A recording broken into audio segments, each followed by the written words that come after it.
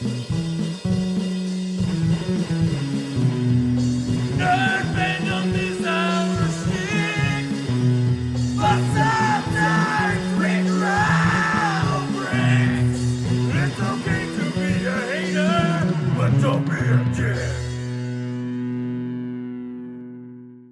to Fanboy and the Hater, a podcast hosted and produced by Mike Hall and Jim Harris, where we discuss the best and worst in movies, TV, and pop culture.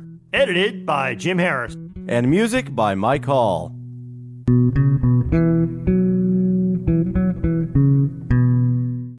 Welcome to the Hatrix. In this episode, we are discussing the December 2021 movie, The Matrix Resurrections. And Jim, that's me, is taking the red pill to tell you the truth about how this movie sucks. How about you, Mike? Are you going to take the blue pill and pretend that this movie doesn't suck? I don't do drugs. Mike is abstaining from this episode on principle. I only watched it once. And as everybody that listens regularly knows, I like to watch things at least twice before I talk about them. I didn't have enough time to watch it a second time for this. First time through, highly disappointing. Although there seems like there may be a lot to think about that I just haven't really had the chance to dive into yet. So it could be more interesting to think about, but still probably not enjoyable. Makes sense. We're actually recording this on Christmas weekend, so just days after it came out, the theatrical release came out. It came out simultaneously in theaters and on HBO Max.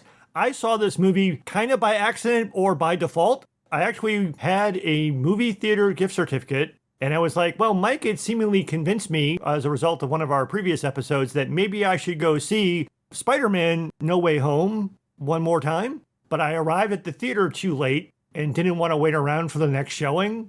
So I was like, well, I have a gift certificate. If it hasn't expired, I guess I'll see The Matrix, because right now I don't have HBO Max. So I did get to see it, and I'm glad I did not pay for it.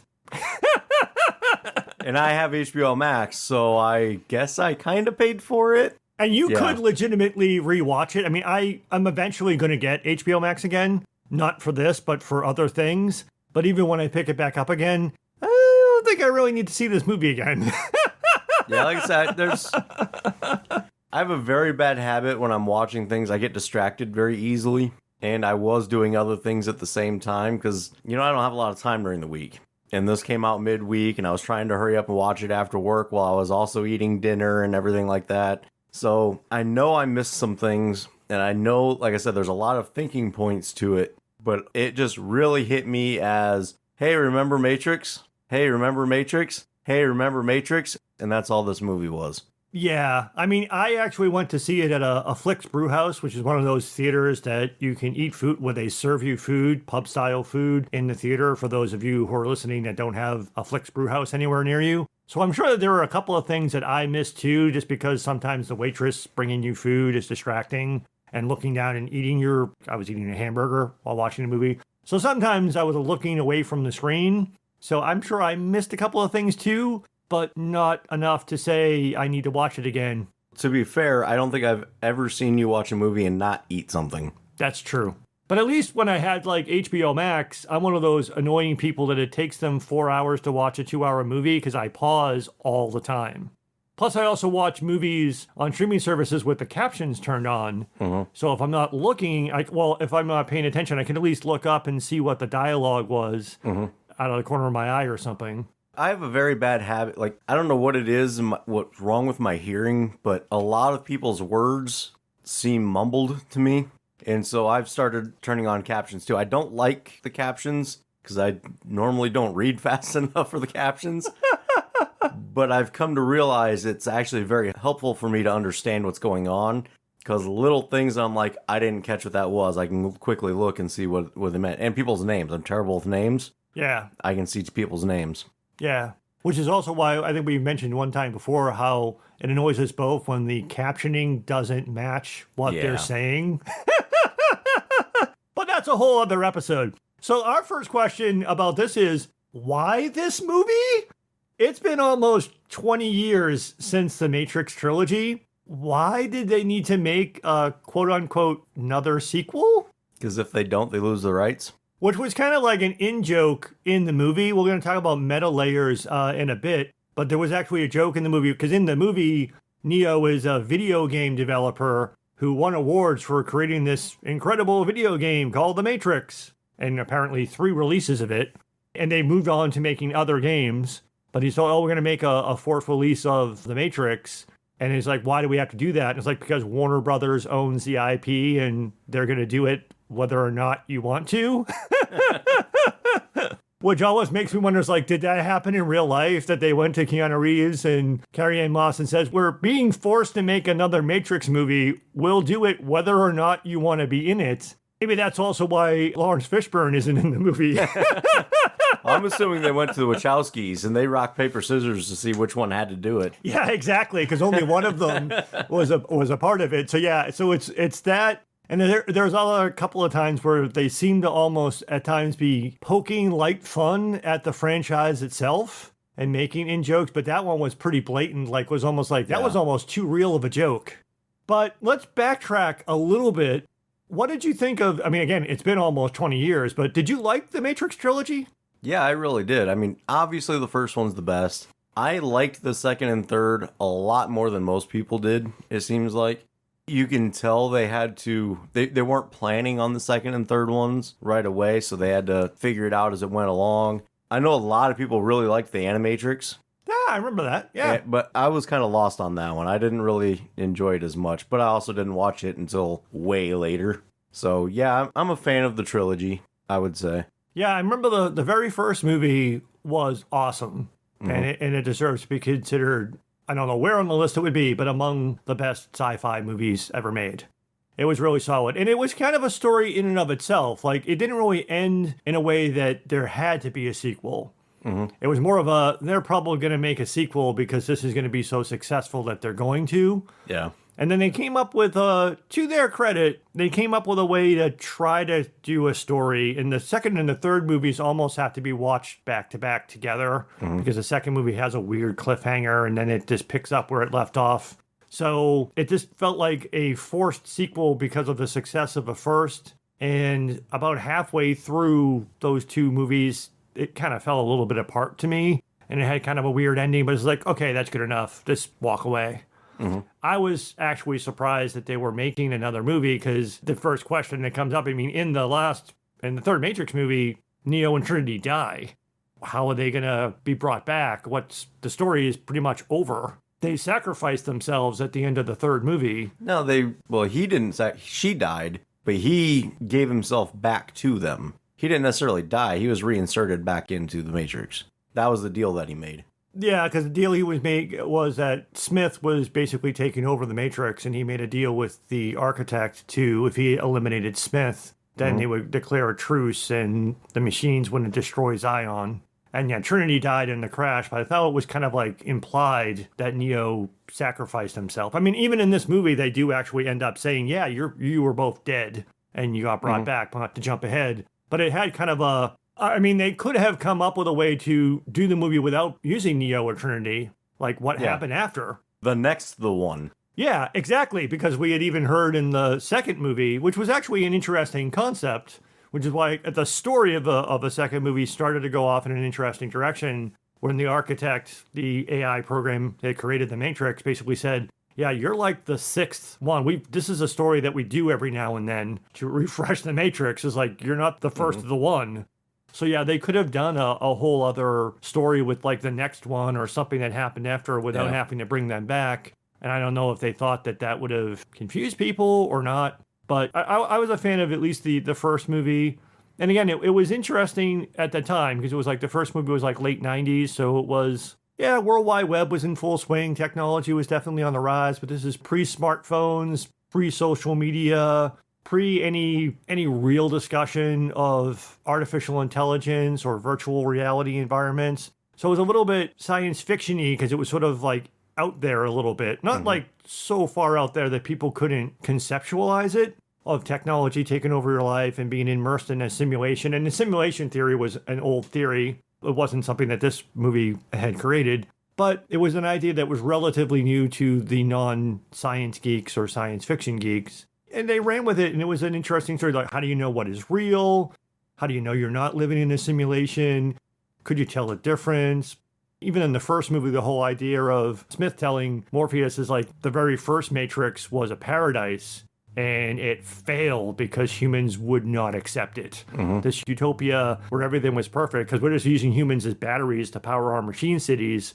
So we made everyone awesome, and you're all fucking freaked out because human psychology couldn't accept that. Yeah. And that's where this one has some very interesting concepts that just weren't thought out fully. And, Yeah. And one of those was, in this one, the new AI architect guy had said, basically was like, yeah, the flaw in the previous model even was things were going too smooth. He's like, we give you nightmares and stuff to make things to further agitate you, because the more agitated you are, the more power you produce. Yes. And so basically he's saying, like, yeah, we make it so that your life is hell on purpose, because that's where you're the most efficient. Right, and he was the analyst, not the architect, and he was Yeah. the AI in charge of understanding human psychology, which is also why he plays a psychotherapist in the movie. So yeah, there are a few half-baked ideas, but again, sort of surfing on what came before it, of talking about, what's the difference between reality and the simulation? How do you know the difference between facts and feelings, and what will you accept as true versus what you want to be true? And it was some things about, how the difference between your memory of something that happened and what actually happened. And like you were saying, some of that stuff. So there seemed to be some ideas of that, but they didn't really go very far with it. It just seemed to be, in some ways, like a rehashing of the ideas of the other movies. And then we had talked in our last two episodes, we talked about nostalgia in general, and then we talked about how the last Spider-Man movie was heavily driven by nostalgia. This one is like nostalgia reloaded. It's like literally flashbacks of the other movies. I mean, they're all quick. Literally scenes from the Matrix trilogy are shown very quickly alongside the current scenes, almost like you were saying earlier. It's like, hey, do you guys remember The Matrix? Hey, you remember this cool scene that was in The Matrix? Yeah. And they did that. I mean, at a certain point, they stopped doing that, but like the first half of the film did it a lot. Yeah. And it's like, that's a ham-fisted way of doing nostalgia.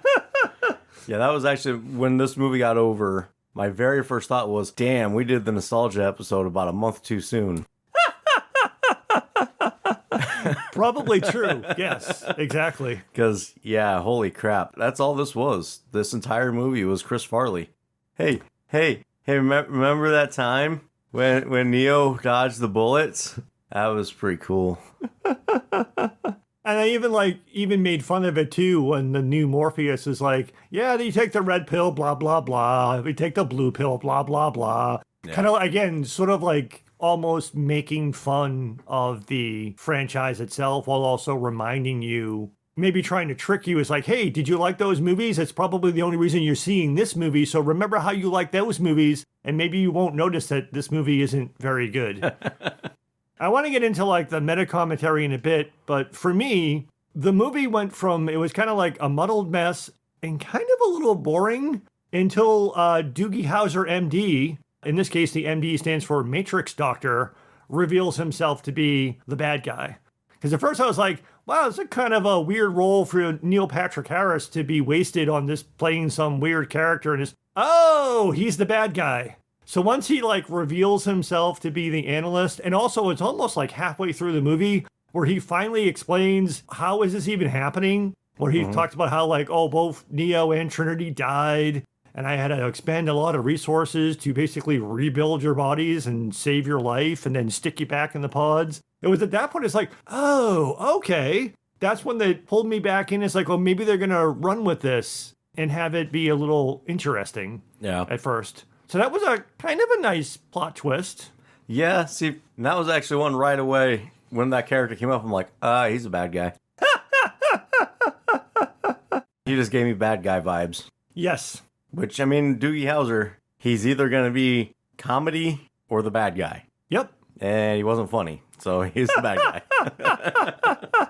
Fair enough. But I mean, that at least gave us the premise of the movie, and that's also that combined with a little bit of time that we spend at IO, which is the new Zion, we hear that this movie happened 60 years after the events of the last movie, that there actually was 20 years of peace. The sacrifice that Neo and Trinity made actually did lead to peace between the machines and humanity.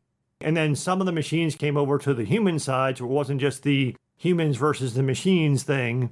And then there was a war between the machines over diminishing resources that led to a problem that led to what they had to address in this movie, which was in part by what the analyst was doing with the new Matrix. Because like you were saying earlier, he had mentioned in that, again, sort of explaining the entire plot of the movie part, things like, oh, every time after I put you guys back together, all Dr. Frankenstein-y, if we let you get too close together, your power overloaded the Matrix. But if I kept you close, but not completely in contact with each other, both physically and in the Matrix, it generated enough power to help us efficiently run the machine cities. So I thought maybe at that point it was going to start to get good, but most of the stuff that follows didn't really go anywhere. It didn't really seem like IO, the new Zion, was really in trouble. It didn't really seem like there really was much of a war going on. Yeah. And they weirdly were like, Neo was put back in the Matrix. And even he jokes about how they were looking for him. He's like, why did it take you so long to find me? I'm a video game developer who created a game called The Matrix. It took you 60 years to find me? But it's like, he gets pulled out, and because he gets pulled out, the analyst says the Matrix is getting fucked up, and they also have to pull Trinity out. And then he's like, well, if you don't come back, I'm going to reboot the Matrix to the way that it was before. Well, but they had said something along the lines of the amount of power that him and Trinity put out was an anomaly in itself. And so without the amount of power he was putting out, it wasn't able to sustain the way that they had rebuilt. And that's why they had to reboot. But I don't know. To me, it seemed like the first half seemed like, oh, we're going to do the same movie again. Yeah. And then the second half was, hey, wouldn't it be cool if Trinity was Neo?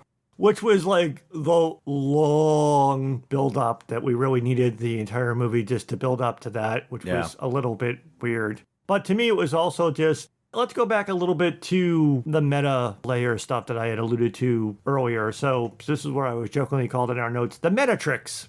So this seems to be like a lot of both forced nostalgia blended with like meta commentary. So I mentioned a few things about the franchise itself, making some references to itself, making fun of itself to a certain extent, and then trying to rehash some of those recurring themes again. How do you know what's real? And also the whole idea that there are some people who need the Matrix, even if they know the Matrix isn't real, which kind of harkens back to the first movie with that guy that betrayed him, wanted to be put back in. Because even though it's like, yeah, I know when I put this piece of steak in my mouth, it's just the Matrix telling me that it's delicious, but I'd rather have that other than that goop they were forced to eat.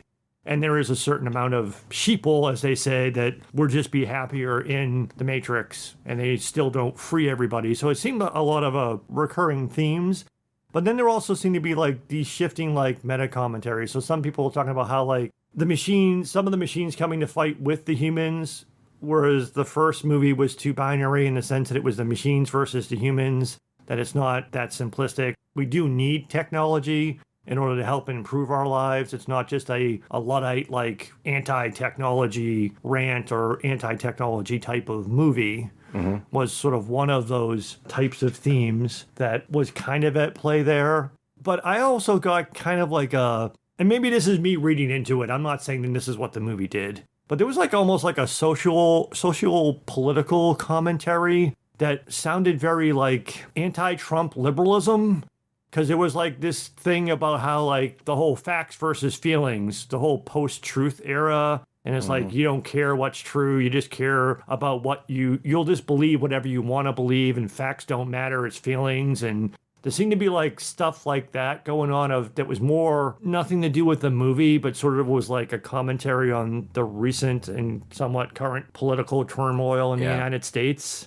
But again, just like a lot of the ideas in the movie, they don't really go anywhere with it. Yeah. I guess with that, I'll just throw in that I really felt throughout this movie, nobody actually wanted to make the movie. So they made the movie in a way of saying, okay, yeah, we're being forced to make this movie, but I'm going to throw the social commentary in that I just want to say. And just use this as a way of just throwing it in there. And sometimes movies leave things open-ended to invite people to read into what they want to read into it. And maybe a little bit of that was that too. But like you said, it just seemed like half-baked ideas. There was also some people who were talking about that it was a meta commentary on, how's the best way to phrase this? To your point that Trinity is now the one, some people were talking about that as a transgender allegory, that the filmmakers, one of the filmmakers whose returns is now a trans woman. So Neo, the man being the one, to Trinity, the woman being the one, was a allegory for the trans journey. I don't know whether or not that was intended or applied, or people who just want to latch onto that or seeing that in the movie. But it did seem to really want to go out of its way to slowly build up to, and then somehow think it was some amazing pivot that Trinity is mostly the one, because Neo still has powers, but she's the one who can fly and has superpowers. That absolutely did not make sense to me. So Neo's abilities, I guess the way I understood them came from an understanding of the Matrix. Yeah, the nature of it. Once he understood the nature of it and understood the code, he was able to manipulate it. And that's how he was able to do all the things that he was able to do. So once he got unplugged and then went back in and could see that and remembered those things, why couldn't he do those things anymore? Why could he only do some of them and not all of them? Yeah, like, I mean, it was funny when they asked him if he could fly again, and he tries to do the Superman takeoff, and it looks just as dumb as anyone would look trying to do that without movie effects making it look cool. But still, it's like, yeah, why does he have some? And even to your point, it's like understanding the nature of reality. Trinity was a master hacker and a computer expert as well, as were most of the people in the first movie. There was always this weird mystical element. So it wasn't just that Neo was good with computers and understood that it was a virtual environment, but there was some other like destiny component. Again, the fact that the entire one persona was built into the nature of the program itself. But why wouldn't Neo just have no powers and Trinity be the one that has all the powers? And why would Neo have the ability to write the modal inside of the Matrix to build the ability for Morpheus/Smith to come get him? So there was still some power and agency left in him, whereas Trinity is just made into basically a soccer mom who likes to ride motorcycles, but is until the very end of the movie oblivious, other than the fact that she has dreams, which is also another rehash of the same stuff that they had in the Matrix trilogy, because she dreamed about her death in those movies too, and as did Neo. But yeah, why didn't Neo have, if you're going to switch it, why wouldn't she just be the one fully? See, and I always took it as everybody else knew how to read the code, and because they understood how to read the code, they were able to do more with the code. Whereas Neo understood the why of the code. And so he didn't just understand how to read it, he understood how to manipulate it. And they even had that weird thing at the end of the second movie where when they were unplugged from Matrix, he was able to make the Sentinels go away in real life. But I also looked at that as they explained in the Matrix trilogy, Neo being like written into the program. So the machines might have been responding to him as like, oh, that's the guy we're not supposed to hurt, because the program needs that guy to go do the thing, to do another reset. So it doesn't really. So even you could even argue then that even his power wasn't actually ever real anyway. The Matrix was coded to give him that power as part of the program to do the loop. Because as the architect explained back in the second movie, is like, we've done this already 6 times. You're not the first one. So this is what happens. Zion's about to get destroyed. You get to pick a handful of humans that will be used to repopulate Zion, and then we just start all over again. So basically, it was almost to the point it was like, yeah, the superpowers that you think you have, that's just the thing we wrote into the Matrix program that we have to do every now and then, because if humanity doesn't think it's fighting back against the machines, then the Matrix starts to break down, going back to, again, it can't be perfect like it was before. And then he even doesn't do what he's supposed to do, because instead of going to do that, he goes and saves Trinity's life. And then that triggers a whole bunch of other, like, then they kind of went off script, and then that's what the third movie tried to tie up, and they made the sacrifice, yada, yada. So, again, that was, I forget how we actually got onto that line of thinking about why the whole Trinity, the social political commentary. The other way you could just look at it, too, is also the other shift of leaving the trans stuff out of it for the moment, just make the woman powerful one and not the man. Which Even probably more. came from the big uproar of how come Trinity couldn't have been the hero instead of Neo. Right, exactly. Yeah. Nowadays, and again, recently, there's been a rise in wanting to see more female superheroes is not the right way to rephrase it, but I mean, essentially that's Protagonists. protagonist, lead. Yeah. Yeah, there you leads, strong female leads, or essentially, again, they're essentially superhero powers inside Yeah, the Matrix, but that kind of thing. So the other thing that was just kind of weird about me though is, and this comes back, I guess, so that was part of like, there seemed to be, and maybe like to your point, if we rewatched it again, maybe there is more stuff that a rewatch would catch on some of those commentaries, like some of the dialogue that Neil Patrick Harris has with Neo seemed like maybe that could have went somewhere, and and that whole idea of maybe there were a lot of interesting ideas that weren't just a rehash. But the fact that the movie ends in kind of a dumbass way, to me, just meant it didn't actually go anywhere. So Right. even if some of those ideas were kind of interesting and maybe a slight spin of what had come before, they still remain half-baked because they don't really go anywhere with for me, the very anticlimactic bye ending where Trinity can fly and she just says bye and they fly away. Yeah. At the end of what was a long gun battle / car chase scene where a whole lot of stuff happens, but not only do not Neo and Trinity get hurt, none of the other human people, they get hurt a little bit, but nobody else dies. They get all of them unjacked from the Matrix, and then they just fly away. And then also just reusing the same thing. It says Keanu force fields. He can stop all of the bullets from hitting them and stop all of the explosions from killing them and redirect a rocket into one of the helicopters and all this other stuff. But he can't do anything else. But that also stops him. So they shoot a bunch of bullets. Nothing happens. They jump off of the building and she can fly instead of him. And she just says bye and they fly away. It's like, that was dumb. Yeah. And then just before that long sequence starts, the whole idea that the weird thing where like their plan was that Neo would go meet with the analyst and say, I'll go back in the Matrix if you give Trinity the choice. And she decides to stay in the Matrix and I'll stay in the Matrix too. Kind of a weird twist on the same option that the architect gave them in the Matrix trilogy. Is like, it's time for you just to go back in your pod so we can restart this again. It's like, we'll leave it up to Trinity to make the decision. She realizes that she's not Tiffany. And then the analyst basically tries to go into lockdown mode, but Agent Smith comes back and shoots him in the face and kills him, but not really. And then he just goes away. So they have like this thing where like Agent Smith, apparently again, Hugo Weaving didn't want to be in the fucking movie because he doesn't come back as Agent Smith. But he seemed to be like, I'm a bad guy, but I'm going to fight with you because I also want to get back at the analyst because the analyst stuck me in this stupid program and I didn't want to be that anymore because I was super awesome before. And he gets back at him by shooting him and he looks like he dies, but he doesn't.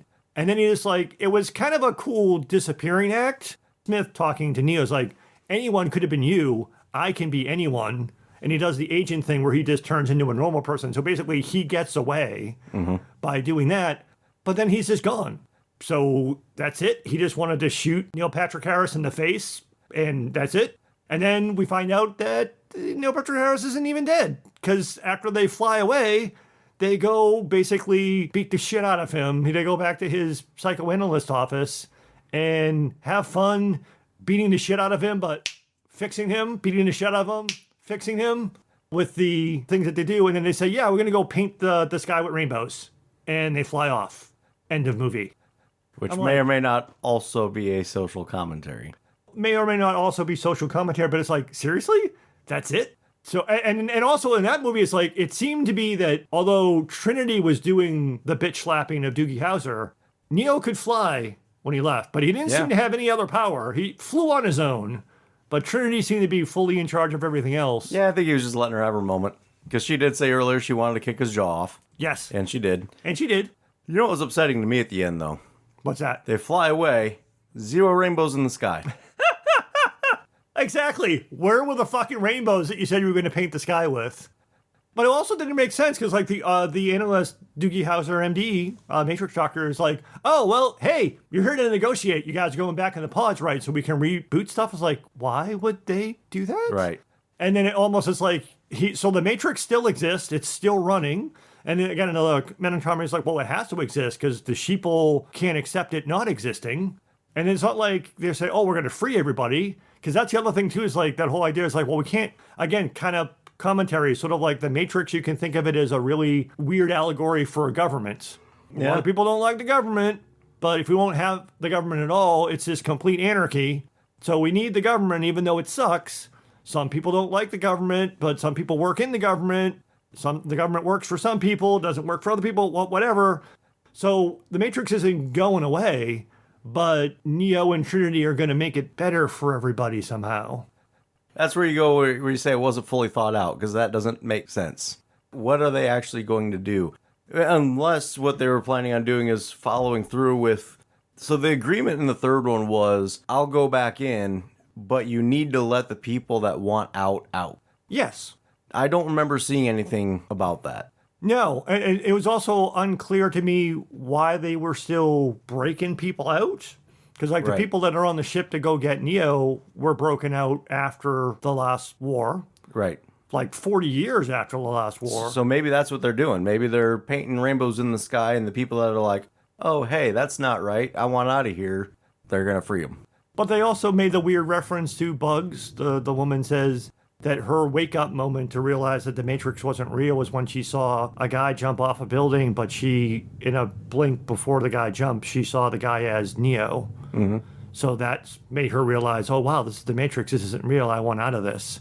So some people self-actualize and realize the Matrix is false, and they pull those people out. Because they even had like a weird thing, too, when they were looking at, like, does Trinity even want to be saved?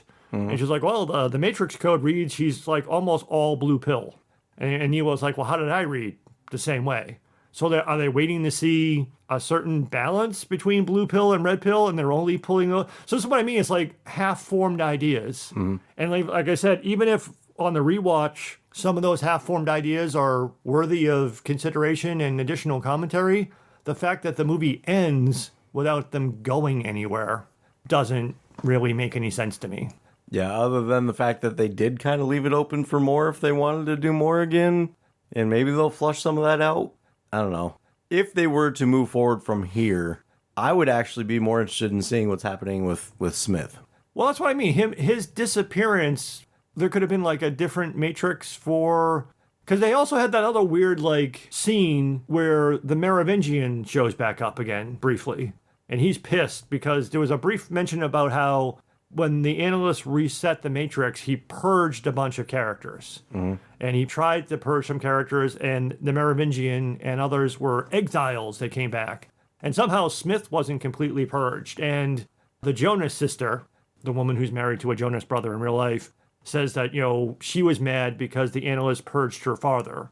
And she's supposed to be the grown-up version of the little girl that Neo met back in the second movie. Was that the same actress? Because right when I saw her, I'm like, oh, that's that little girl.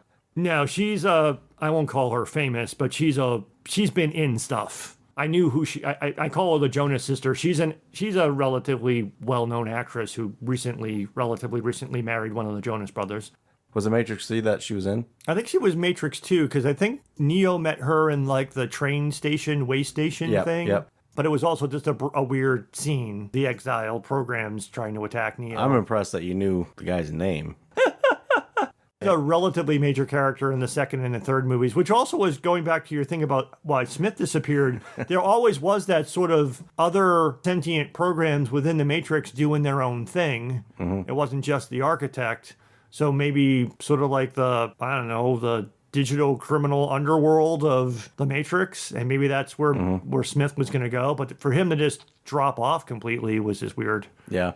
Although we did see both in that scene and in the let's fight kung fu style scene, Neo does have some like nuclear superpower that he uses twice. He blows up New Morpheus and he blasts Agent Smith, but that's the only time he actually does anything other than be force field guy. Yeah. I would have wanted to see some cool new ways, because in the making of the games and the coding thing, 60 years of coming up with different things that he maybe could have done. Mm-hmm. I would have liked to see some cool stuff out of him. Yeah. But they had to downplay him in order to upplay Trinity. I mean, again, it's been 20 years almost. I mean, there were some interesting visuals and some cinematography improvements. They joked about how, hey, we don't have to run into a phone booth anymore. Although, as dumb as that was, it actually made it more tangible. Whereas in this one, it's like they can just go run to a mirror someplace and get out. It was cool that the operator was kind of like seeing what was happening in like a virtual reality environment. So that made the operator more tangible than what he was before. Yeah. And the ability to, it's just a computer program, so let's just walk through a door where someplace else thing made more sense. So some aspects of that were cool, but they didn't really do much with the fight scenes were kind of underwhelming for the most part. So that was kind of a disappointing thing. And then the whole bullet time thing was also kind of weird to me. Like the reason that Super bullet time. the analysts can easily manipulate Neo is that whole thing. Oh, you think you're going to do that whole dodging the bullet thing stuff? It's like, I completely control time. Go ahead, try to punch me. And he just like steps out of the way. And then he like shoots Trinity in the head in slow motion. And it's like, hey, look, watch the bullet go through this apple. And watch the bullet about to, nope, I won't let it hit her in the head. Why he couldn't do that later, I don't understand. Like, why? In that scene, it was pretty much, you are no threat to me whatsoever. But yet later, he can't. Right. Trinity and Neo are able to overpower them. But Neo didn't have his full powers, and now Trinity's Neo. So, yeah, I don't know. It's a lot of the movie didn't make sense. They just threw it together. Tried to make it at least good enough to make its money back.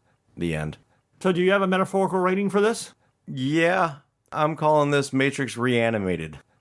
Because this is basically just a zombie version of the Matrix. Nothing new. Doesn't have quite the brains. Definitely needs more brains. And essentially they were reanimated corpses. Yeah. As the analyst explained. Yep. So yeah. And also, I think one of the biggest things in this movie that the only thing in this movie that's really any good is the upgrade in the images. So the CGI being so much better and everything like that. Oh, yeah. So that's really the only thing to me that makes this movie, the first time through, that makes this movie even remotely bearable. Yeah, you would have thought that they would have, this would be a terrible analogy, but you would have thought that they could have done some like mind-bending Doctor Strange like manipulation. Yeah. Because it's just a virtual reality environment, so they could have just like did all sorts of cool cinematography stuff.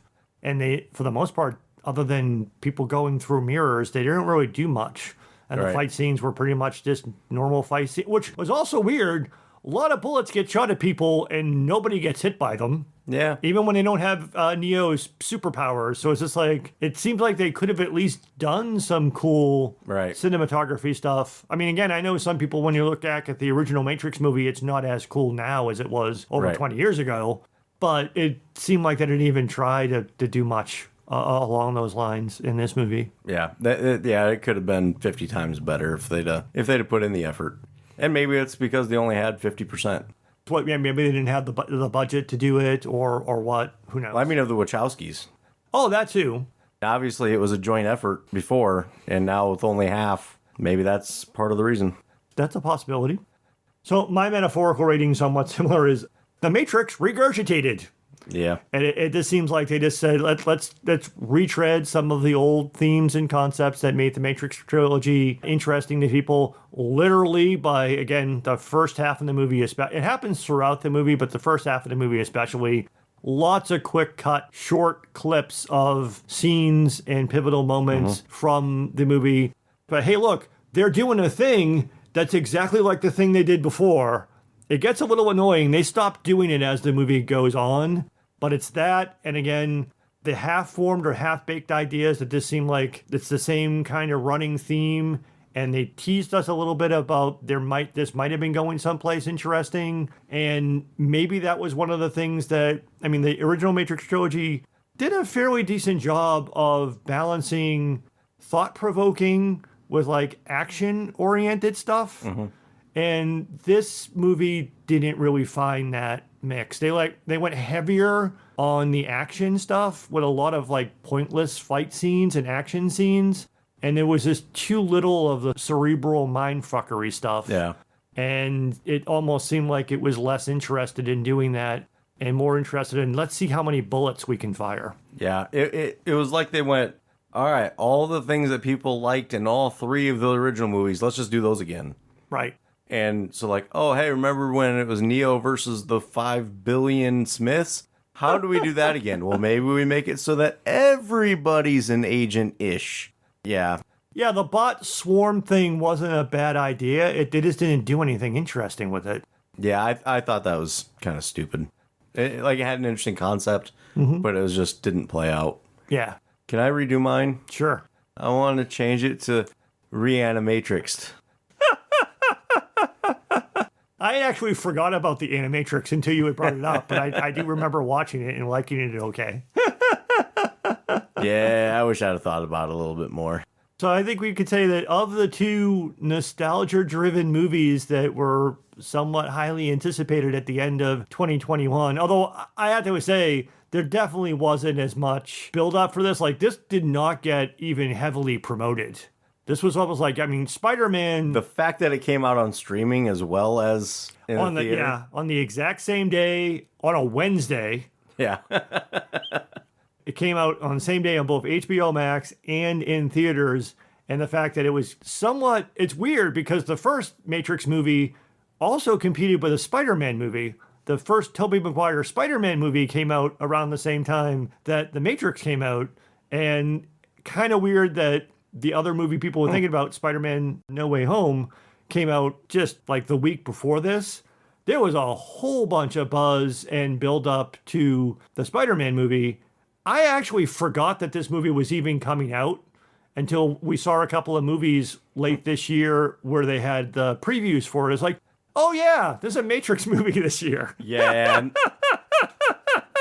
I'm not going to lie here. When it was coming out, I was thinking like March. Mm-hmm. It might, because like you said, they weren't really advertising it that much. Yeah. So I'm like, okay, it must be a ways away. And all of a sudden, I'm like, somebody on, I think it was on Instagram or something, said something about watching it.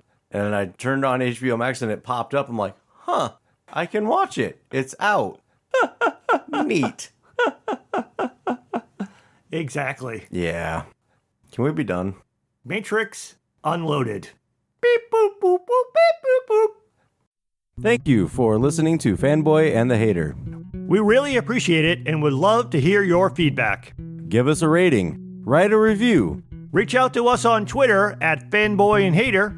Email us at thefanboyandthehater@gmail.com. You can find all of our episodes on our website, fanboyandhater.podbean.com. That's PODBEAN. Where you can download the free Podbean mobile app for Android and iOS. You can also find us on all major podcast platforms, including Apple Podcasts, Google Podcasts, Stitcher, Spotify, iHeartRadio, and many more. Once again, thanks for listening to The Fanboy and the Hater.